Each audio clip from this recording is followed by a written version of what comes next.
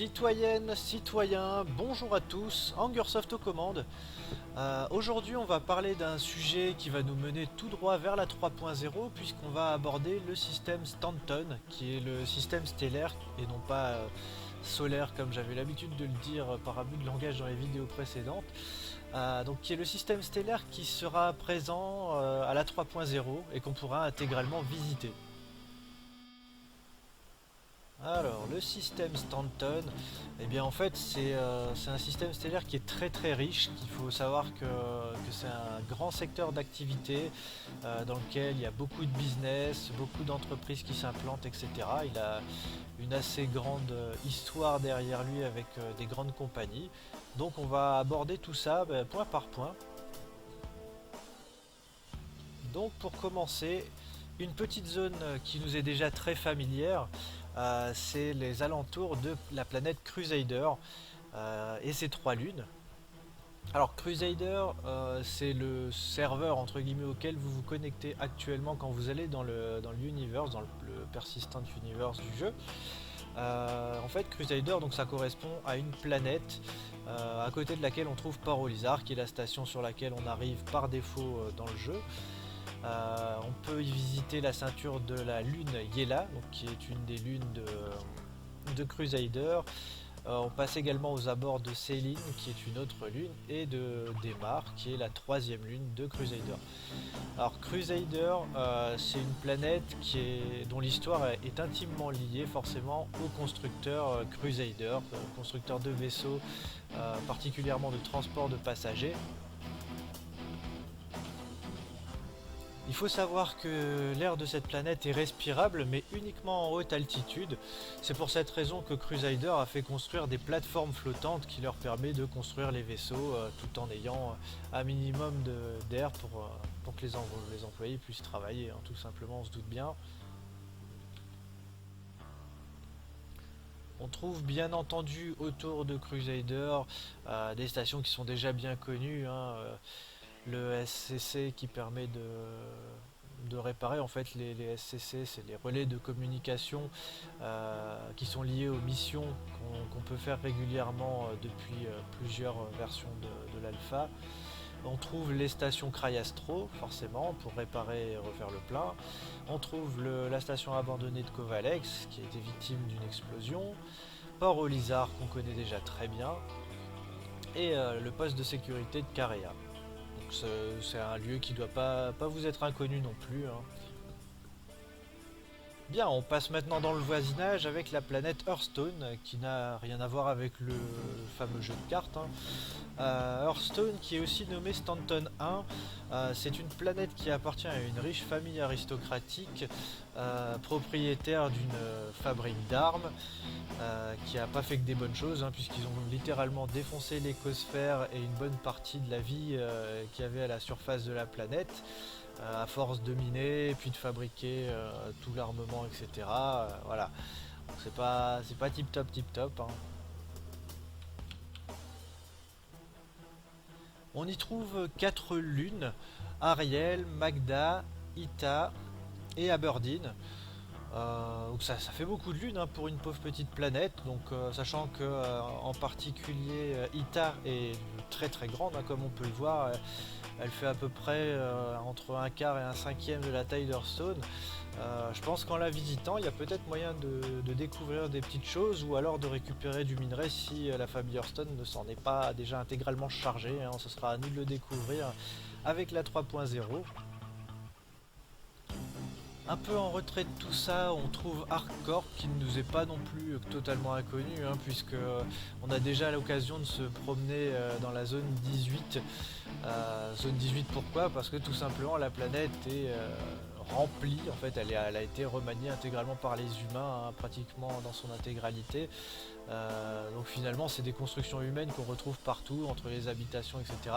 C'est un centre névralgique d'affaires, clairement les transporteurs, les marchands, etc. n'y manquent pas en fait. Quand ils passent dans ce système, c'est un peu the place to be. Deux lunes pour cette planète, Lyria et Walla. Que dire d'autre? Globalement, on ne sait pas exactement enfin parfaitement en tout cas tout ce qu'on va trouver sur cette planète, mais la définition est simple, c'est qu'on peut trouver à peu près tout ce qu'on veut sur cette planète, qui est un petit peu la représentation de l'évolution humaine dans l'univers jusqu'à présent en fait. C'est comme ça que c'est un peu perçu. C'est pour ça que cette planète est aussi prisée par tous les commerçants, les businessmen, sans doute les courtiers d'information également, hein. Bref, passons maintenant à la quatrième et dernière planète du système Stanton, qui est beaucoup plus loin que les autres. Il s'agit de Microtech, qui a une histoire un petit peu triste, un petit peu que je pense que l'UE a envie d'oublier, parce qu'en fait c'est une planète dite froide, et ces températures, en fait cette chute de température que la planète a vécue est due à une terraformation que l'UE a complètement foirée. Malgré tout ça, ça n'a pas empêché Microtech de s'installer là-dessus. Donc Microtech qui fabrique des mobiles-glaces et certaines pièces pour les vaisseaux. La planète dispose de 3 lunes, Euterpe, Clio et Calliope, si je dis pas de bêtises. Ce qui laisse encore une fois de l'exploration intéressante, même si c'est un système qui a été relativement bien colonisé déjà par l'homme. Ça n'exclut pas des petites découvertes très localisées sur des lunes ou sur des planètes, hein. On ne sait jamais à ce niveau-là. Qu'est-ce qu'il y a d'autre à dire sur le système Stanton? En fait, il y a pas mal d'autres petites choses. Il n'y a pas que des planètes, il n'y a pas que des lunes. On a également une ceinture d'astéroïdes qui est nommée le halo de Aaron, qui est très large, hein. Si vous regardez la ceinture de Yela, qui est... ça doit être ici. Non, ça c'est Céline. Hop. Où est Yela est en bas. Elle fait du chocolat. Donc Yela est ici. Yela qui a une petite ceinture d'astéroïdes autour. Si vous regardez un petit peu l'écart à côté, voilà, le halo d'Aaron, c'est un peu une toute autre mesure. Ça donne une idée du genre de zone qu'on pourra explorer d'ici la 3.0. En tout cas, je pense que les explorateurs vont avoir du temps à passer déjà. Qu'est-ce qu'on trouve au centre du halo d'Aaron? On trouve Stanton tout simplement, qui est l'équivalent du soleil pour le système Stanton. Le petit conseil inutile, il ne faut pas trop s'en rapprocher, hein, bien sûr.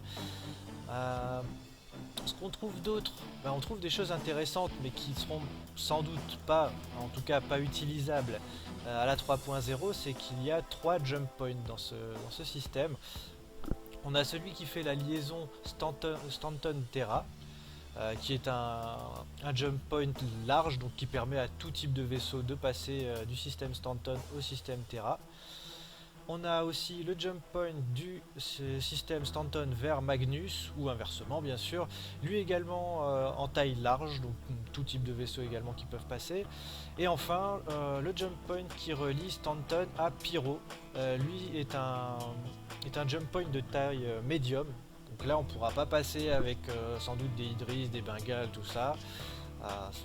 Il faudra voir par la suite, hein, après la 3.0, d'ici sans doute plutôt la 4.0. Avant, ça m'étonnerait qu'on ait les possibilités de voir, peut-être à des salons ou autres d'ici là, hein, on ne sait pas encore.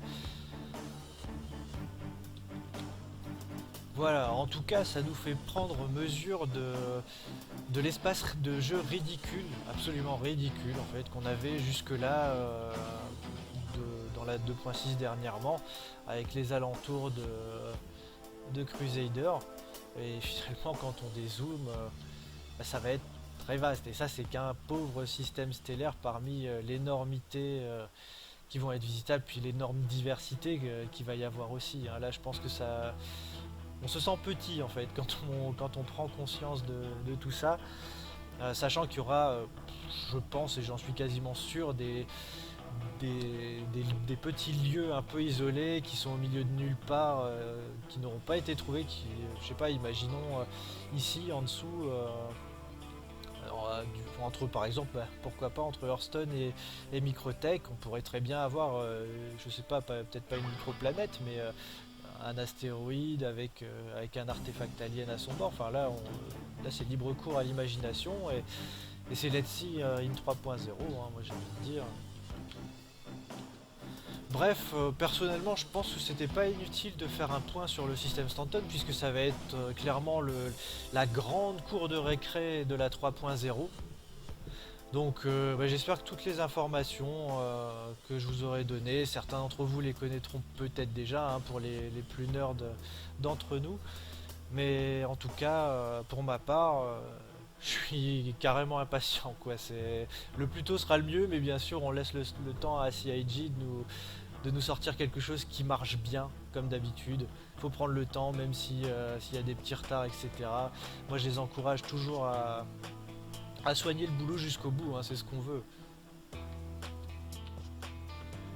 Dans tous les cas, je vous remercie d'avoir regardé cette vidéo. Moi, comme d'habitude, j'ai pris beaucoup de plaisir à la faire, puisque bah, toujours dans cet esprit de partage, parce que moi-même, je me fournis en informations chez d'autres, et je suis content de pouvoir aussi transmettre ce que je sais du jeu. Donc j'espère que mon travail vous plaît, même si en clair c'est clairement pas un travail et ça ne le sera jamais, hein. Et puis bah, je vous dis à très bientôt. Salut!